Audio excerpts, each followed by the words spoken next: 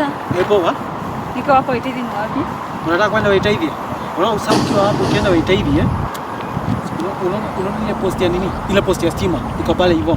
Kuna kanjia kako hapo hivyo kanaenda hivi on your right hand side. Ukitamka hapo chini utakuta kanisa Anglican. So ukiwa hapo Anglican, ile post nyingine utaona ya stima hapo mbele, hapo mbele. Ukishika hiyo njia sasa uko Waitaithi.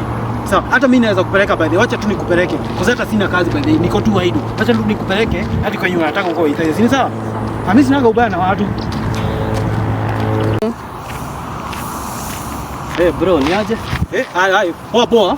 Nilikuwa nauliza direction ya Waitaithi. Waitaithi? Yeah. Sasa bro, unaona ukiwa hapa, tembea na hii barabara.